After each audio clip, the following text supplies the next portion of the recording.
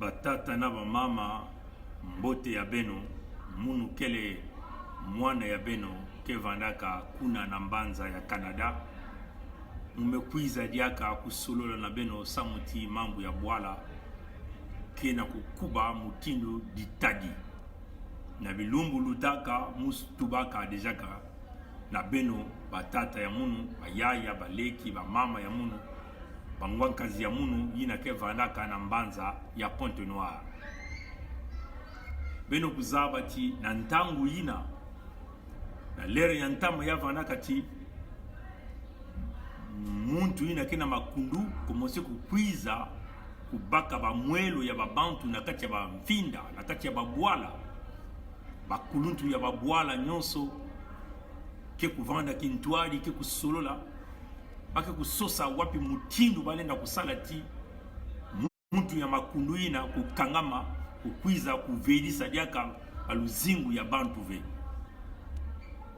bakuluntu ya bwala nyonso ke kutelama mutindu muntu mosi na kusosa wapi mutindu balenda kukanga nzila na mutantu ina kena kwizaka ntango nyonso kuza kutula mfuilulu na kacha babwala na lere ya ntama ni mutindu ina yake kusalamaka ni mutindu ina mpe yake na kutatamana na kusalama na kati ya babwala ya beto nyonso tu ina beto ke wake muntu ya makundu kena kukwiza uki bulu ya imbi kena kufwa babantu na kati ya bwala bakununtu nyonso ya bwala ke kutelama baka kusosa wapi mutindu wapi mutambu balenda kusala na kusimba kibulu ina kena kunataka mfulilu na kati ya bwala bakununtu ya bwala nyonso ke kuzonza na ndinga kaka mosi na kusadisa bwala ya bao na kukangisa muntu ya makundu ina kena kukuizaka ntango nyonso kunata mfuilulu kunata bidilu na kati ya makanda na kati ya bwala ina nukuna na bilumbu lutaka beto kuzonzaka na bakununtu ya beto nyonso tu ina ke vandaka na mbanza ya Pointe Noire na kati ya maluango kuna que attention pila mosi keba mutantu kena kukwiza yani kena kukwiza kuna na kukwiza kuvuna diaka beno yani kena kukwiza diaka kuna na kukwiza kutuba diaka banzonzolo kaka ni banzonzolo bisalu ya yadi beto kuna kutala ya uve nukuna beto tubaka na bakununtu ya beto nyonso beto tubaka na maluango yina ke muntu ya bantoto mfumu ya bantoto ya bwala ya lokwilu ke yamekuma ntangu ina beno na kutelama na kukanga nzila na kimpeve na kukanga nzila na mkadia mpemba mutantu mukuyu sasunge so yina kena kukwiza na mbanza ya lokwilu na kilumbu ya mbasi na kilumbu ya mbasi na bilumbu nyonso ke kuluta bamekutuba na beto ke mkadia mpemba mutantu mukuyu ke kulutisa babilumbu tanu kuna na mbanza ya Pointe Noire iki yangu kwiza kusala na mbanza ya Pointe Noire bakena kutuba na beto ti yangu na kufungula mwa bainzo kuna na port ya Pointe Noire bakena kutuba na beto ti yangu kwenda pena njeno kuna na machine ina pa kutulaka ina ke tulaka gaz na kubasaka courant à partir ya gaz bame kubwela yaka turbine yaka mosi kuna bame kusala mwa programme ya fieti kuna ina yangu kwiza kusala batata na bamama samuti ntangu ya kaka beno mingi mekusala l'école ya mingi ve beno zabati yina bake bokulaka turbine ya gaz ni yina peke na kunataka mfuilulu ya mingi na kati ya makanda kuna na mbanza ya Pointe Noire turbine ya gaz ya kele hiki ya kele mutia tia ke kunyektia kuna kuyoka machine kena kutourner et machine yina kena kutourner seba moteur yina ke sala ke courant kukwiza me courant yango aussi lera ke kuizaka kaka na bao mosi bantu ba mvumu ya nene kuna yake kuizaka vena kati ya ba quartier côté ina beno kele donc si ba me bwela yaka machine mosi na lera machine ke kuyoka ka ba gaz yina yake kulosaka ba gaz ya kaka ni ina ke nataka ba bimbevu mingi yake mutindu mulinga ya ndombe yina ke kubasaka na ba moteur ya ba tomabilu mulinga ya ndombe ina kunataka babimbevo mingi sibe nume kutala ba mfuilulu nume kukuma na zulu na mbanza ya Pointe Noire yake ti machine ina kena kubasa kuro ina kuna na njeno ina bake bokulaka turbine ya gaz kena kubasisa pe ba mupepe mingi ya ndombe ina kena kuza kutula babantu ba maladi ya ntima, ba maladi ya bapilmopati, ba maladi mingi ba bimbevo mingi kena kutatamana. Beno kuzaba yao mbote batata na ba mama.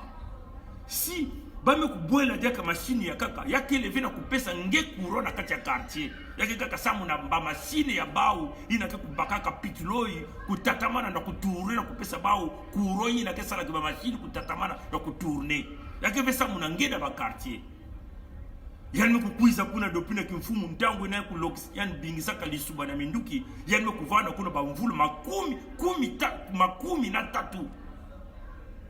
Ata ndandu mosi bana ya Pointe-Noire me kutalave ata kima mosi ve bame kubwela jameno machine ya turbine ya gazi na yakele tibame kubwela dia kabeno ba mumpepe ya ndombe na kufua dia kabeno ba mbala mingi kuna ni mutindu ina yakele batata na ba mama na bwale ya mputu ba turbine ya gazi na kedia kana kisalu ya mingi ve ba bantu nyoso meko kuma kwenda kusosa kuro na ndangu kena kupesa kuro maza kena kupesa kuro bebaki tete na fasu ya kusalile ya ntama ya kupesa kuro na kuyoka ba gaz.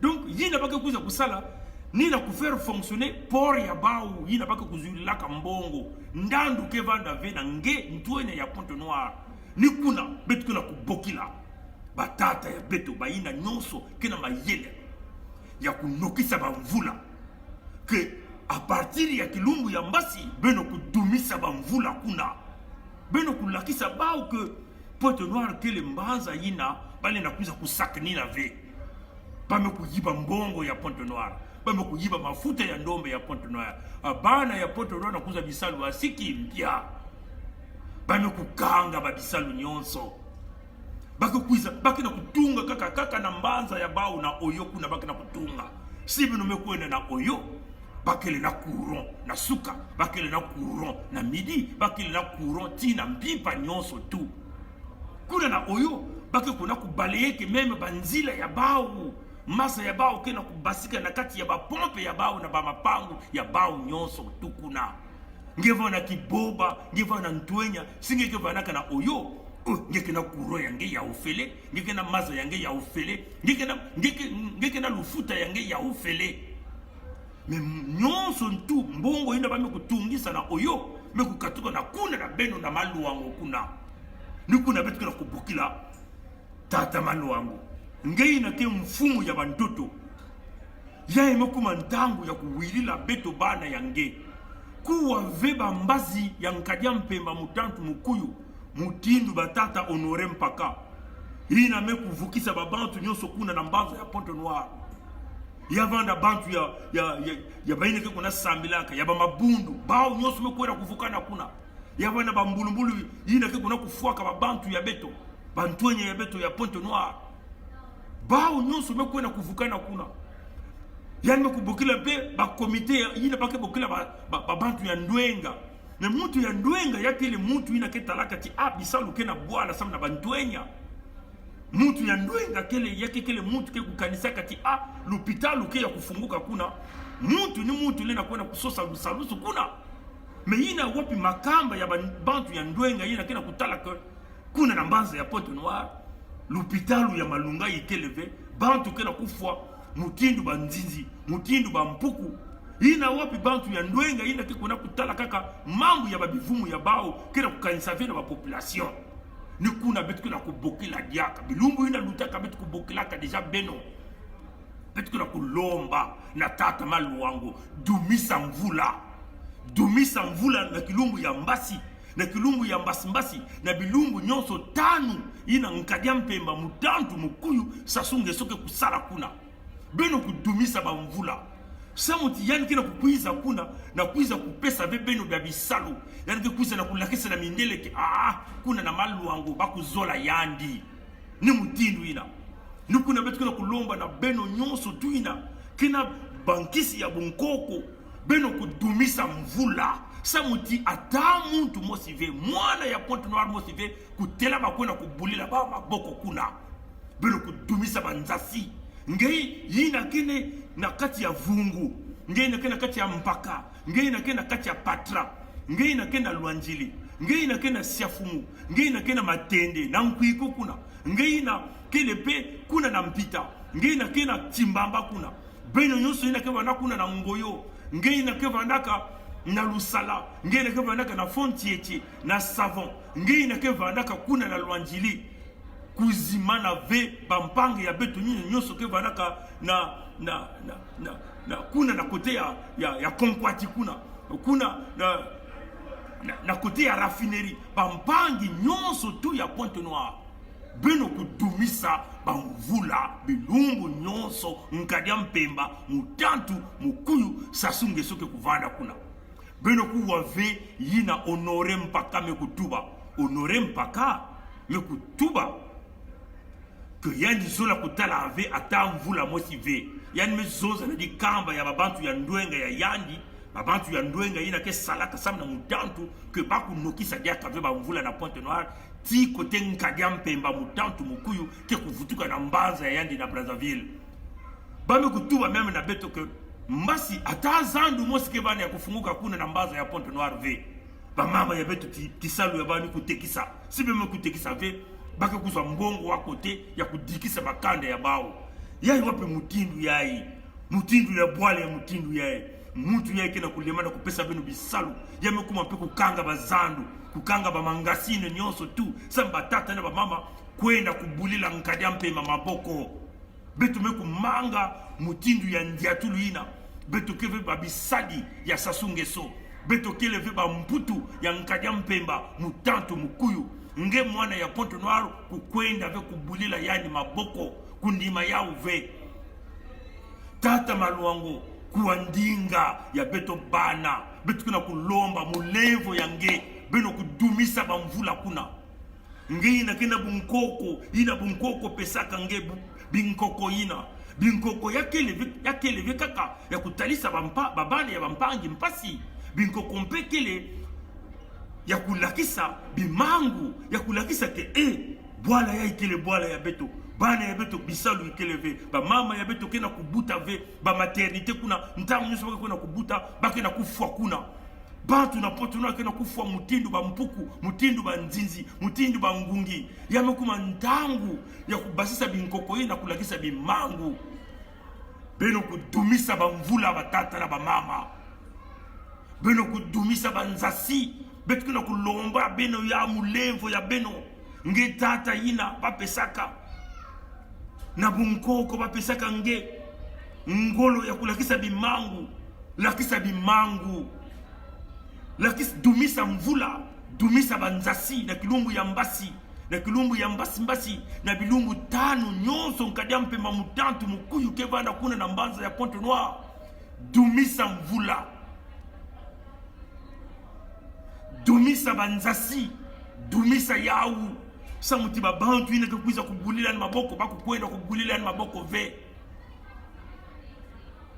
nkadia mpema mutantu mukuyu mekufua tistere tikaya beto mekusala ataki mave yani mekukanga babisalu nyonso beto mekusala ataki mave mesamna iki tata honore mpaka mwana ya kwilu kekaka na kutatamana na kukwenda na manima ya nkadia mpema mutantu mukuyu samna iki tata vyodo bwiti vyodo tata koline makoso tata nkusu mavungu batata tistere kekaka na manima ya muntu ina kena kuvuna bana ya maluango ina kuizaka na bayinsi ya ntama na kusosa luzingu samna kwena kutunga Kongo betu kuna kulomba nge wili la beto beno kudumisa mvula na kulagisa nkadia mpemba mutantu mukuyu babi mangu babi nkoko la beno lakisa yandi keleve tata nzambi yandi keleve tata nzambi ayani nkadia mpemba mutantu na mukuyu na kukuma tata nzambi ya siki mpya yani na kukuma ve tata nzambi beno lakisa nkadia mpemba mutantu mukuyu ke yandi keleve yisu yani keleve yisu yani keleve mvulisi ya beto beto meko pesa yandi bweso nyonso yani meko tuadisa Kongo yani meko nata Kongo na kata di bulu ya nyamba ya bamfuka Kongo kena kupasika Kongo kena kumwanga na mantwale ya beto yame kuma ntangu ya kubasisa babi mangu nyonso betu kuna kulomba batata nyonso ngevanda tata ya muvili, ngevanda tata ya mukongo, ngevanda tata ya mubembe, ngevanda tata ya bateke, tata ya mulari, ngevanda tata ya mukuni, ngevanda tata ya mumboshi.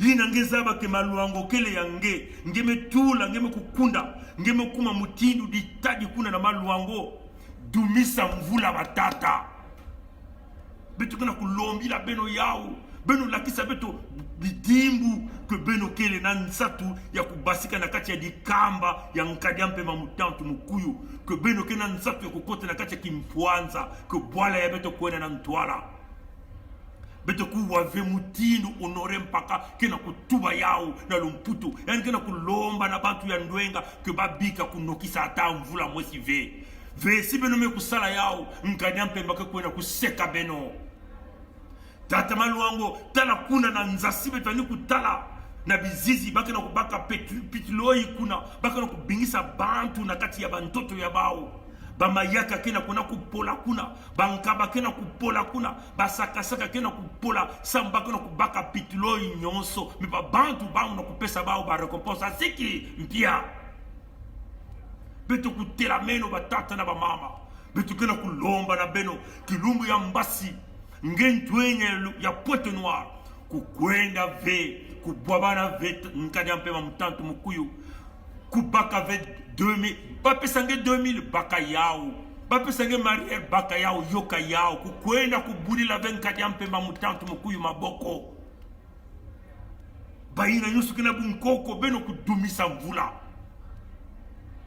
beno kudumisa banzasi na kilumbu ya mbasi na kilumbu ya mbasi na bilumbu tanu dumisa mvula tata ya mpaka dumisa mvula tata ya patra dumisa mvula tata ya ngoyo tata ya 120 tata ya matende dumisa mvula dumisa nzasi tata ya lwanjili dumisa mvula dumisa nzasi nge mama ya siafumu mama ya matende mama ya nkwiku nge tata ya nkwiku tata ya matende dumisa mvula dumisa banzasi beto kena nsatu ya kutala bidimbu ina kela kisa beto bana ya beno tia batata ya beto mekuwa wandinga ini kuna beto nkadia mpemba pe ke kutala bidimbu yani ke tuba ya imekuma mambu ya kaka beno kudumisa bamvula kudumisa banzasi na bilumbu tanu ina nkadia mpemba mutantu mukuyu ke kusala kuna na mbanza ya Pointe Noire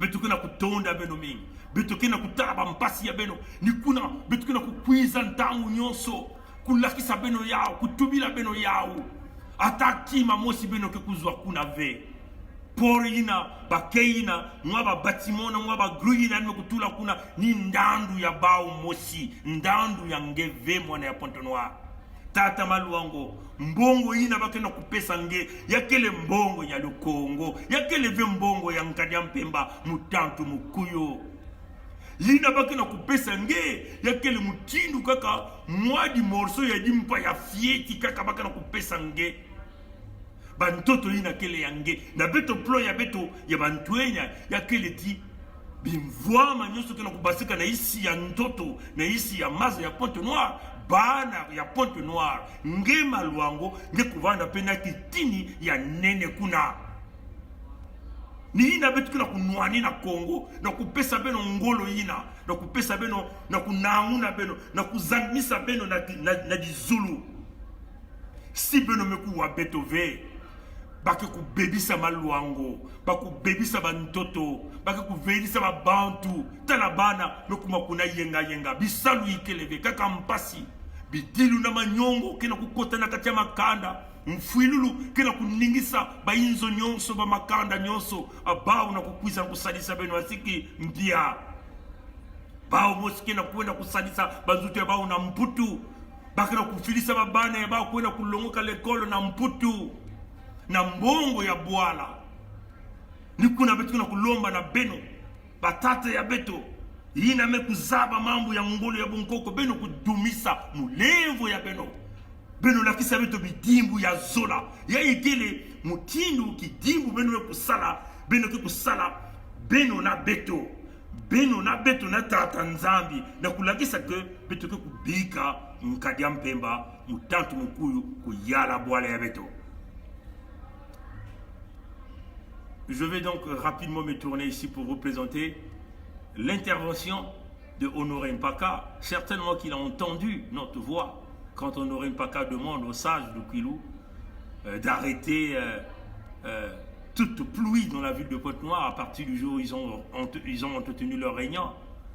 Allons-y donc regarder ce que la télé Foufou est en train de nous dire ici. Et nous allons terminer ce direct.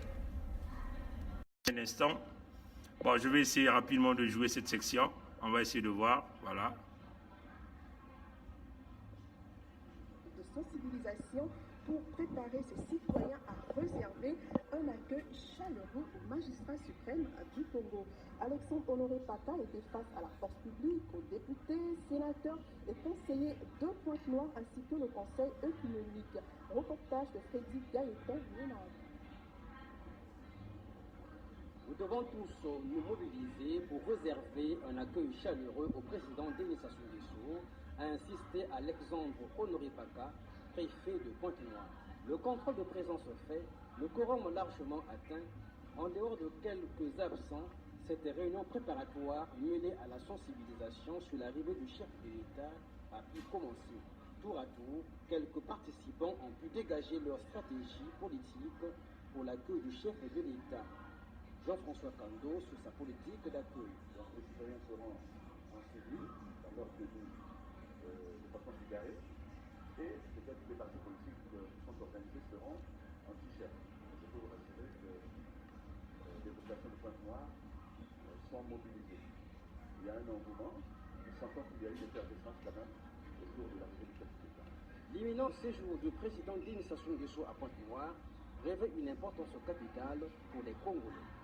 Les activités de portée économique seront entre autres au centre de son séjour à Pointe-Noire. Alexandre Honoré Mpaka sur la mobilisation des Pointe-Noire. Nous avons la mission de démontrer que le président de la République, chef de l'État, a été bien reçu à Pointe-Noire.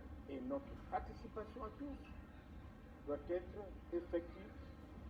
Je voudrais ici, pour cette raison que nous l'avons intéressé, les deux comités des sages, ils doivent s'impliquer qu'à compter de ce jour, qu'il n'y ait aucune goutte d'eau qui tombe. Bon, voilà. Donc, vous avez entendu ce qu'il a dit là.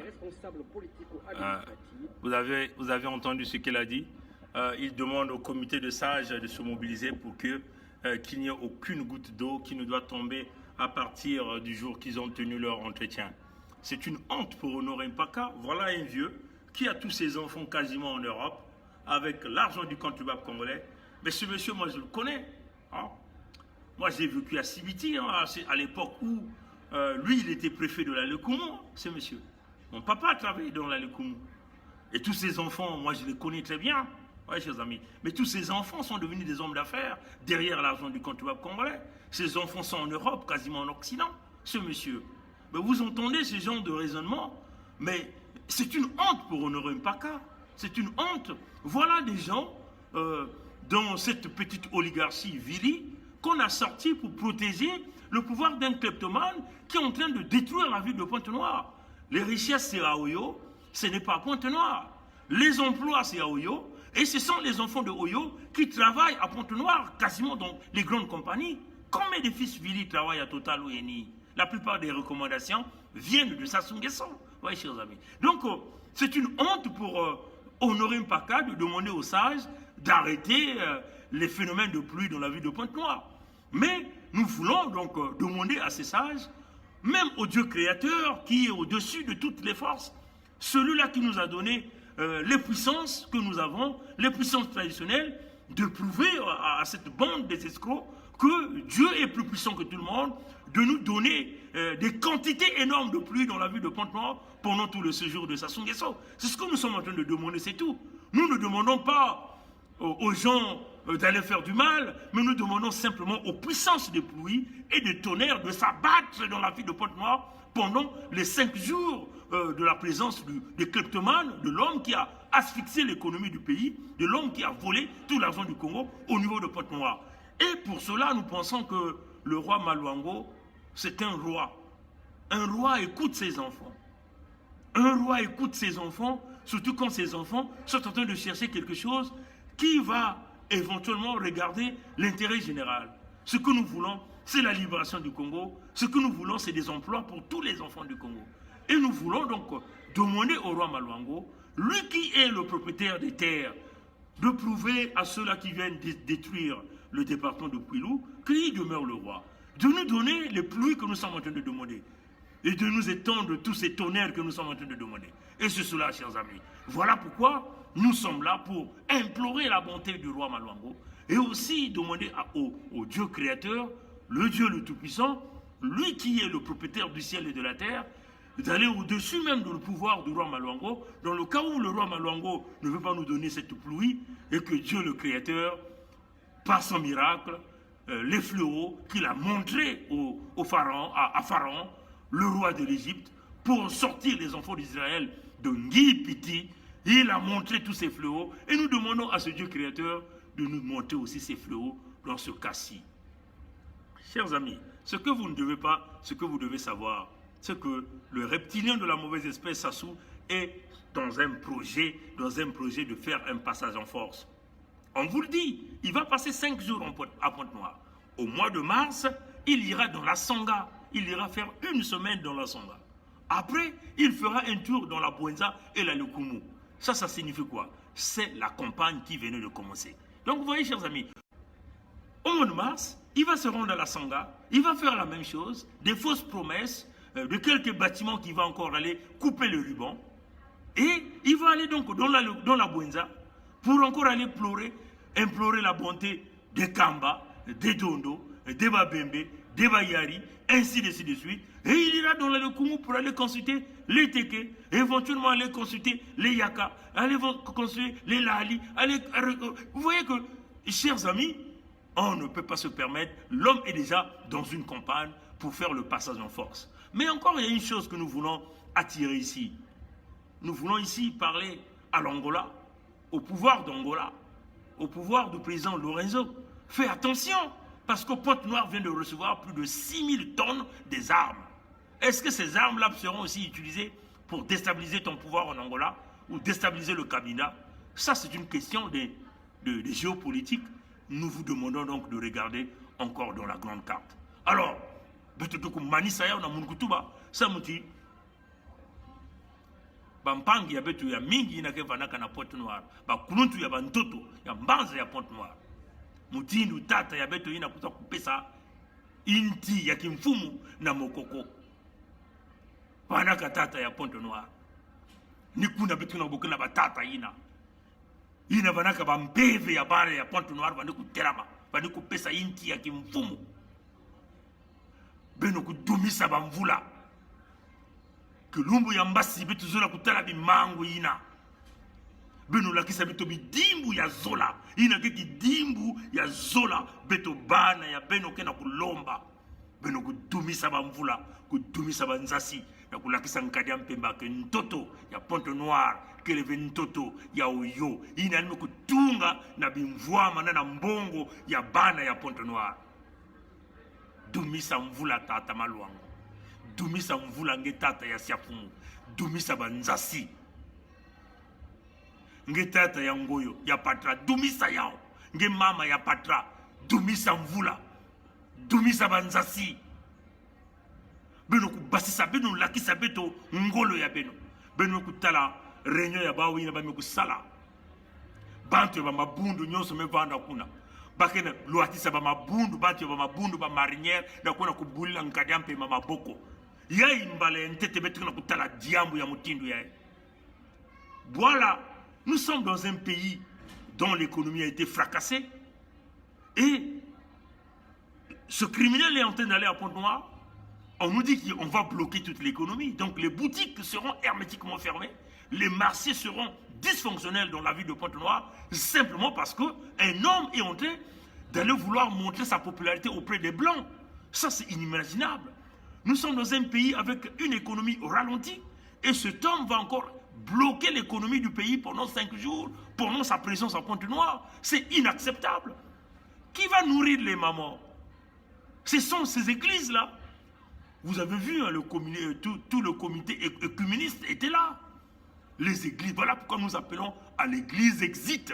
L'église qui endort le peuple congolais. Les gens dorment. L'église fait endormir les gens. Qu'il s'agit des catholiques, des protestants, des salutistes, des kimbangis, des ngunza, des églises de réveil. Toutes ces églises sont sous le joug de la dictature. Les églises travaillent pour la dictature. Ils sont en train d'endormir les citoyens. Et c'est ces mêmes églises-là vont donner des t-shirts aux fidèles pour aller acclamer l'arrivée de Sassou. On a exigé les compagnies de faire porter les tenues à leurs employés pour aller applaudir l'arrivée de Sassou.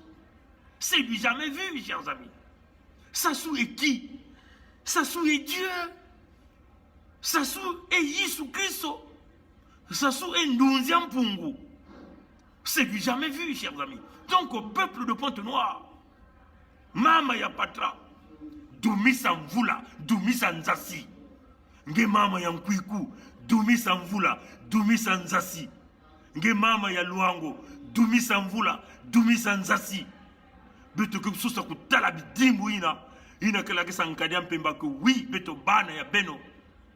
Meku lomba beno meku wili la beto. Da kulagisa nkadiam pemba mutantu mukuyu ke yani ke kulenda ve. Muke kusukisa na message ina meku basika samu na mpangi Alain Kimpo. Ba ina ke kusambilaka meku zua mambo ya kimpeve kuna meku lakisa bao. Babe kulakisa bao babantu tatu pake na kufilisa kuna na mputu na nkadiampe bamutantu mukuyu na kuza kufua mpangi ya beto Alain Kimpo. Samuti siba kufua mpangi Alain Kimpo yaki mutindu kulosa maza na kati ya bampangi ya beto bazindigne 242. Beto zaba ke muke tubaka yao munu kele toma. Mais ntangu ya kaka ba dimension ya kimpeve fo kundimaka yao beto metuba mutindu yai na sasungesa muntu ya beto mosi kufwa beno ku tuse na mpangi Alain Kimpo ni kuna beno ke tala bilau ya beto kuna kutubila bene yao bambala mingi beno kuna kutala yao kaka mutindu mjambo ya kusakana beno tuse na mwelo ya mpangi Alain Kimpo uba mpangi bazendigne président Roland Nutu frère Eli Mosampa ou yavana ba mpangi ya beto ba Donald Mangubi uba Faye Monama ba ina nyosuka na kunwana mambo ya Congo ni kuna beno ke tala bilau ya beto bana ya le Congo tatamana kuyiba mbongo ya Congo ina kuyiba metsimba mwelo ya mwana ina karakata resistance ni kuna ngeke tala bilau ni kuna ngeke kutala mukanisa ke ngeke kubokila ba bonankasi yange babana yange babana ya babana yange ba miteko yange nyoso ngeke kuna kubumba ba kuna na bola yange ya oyo mezaba yange meme na bola yange ya oyo ba mbazi ya beto mpeke kuna kena kusala ba ina kena kupesa beto ba information nyoso tout calendrier yange ya mume kupesa ya compagnie yange na moya mars na ngonda ya tatu ngeke na kukwenda kuna na la songa après la songa ngeke kwenda kuna na la bwenza après la bwenza ngeke kwenda na la lukumu yame katuka ni na munu zaba yange ke même na kati yange ba ina kena kubumba nge bakele bambazi ya beto bakena kusadila beto sa mutina manima ya beto bantu ya kukuba mutindu litadi ni mpangi ya Alain Kimpo ve mutu meku yiba mbongo ya Congo meku kwenda kufwa babantu kuna na Congo simba mpangi ya beto ni kuna ngeki tala que tout va mingi na kinuna lumputumpe.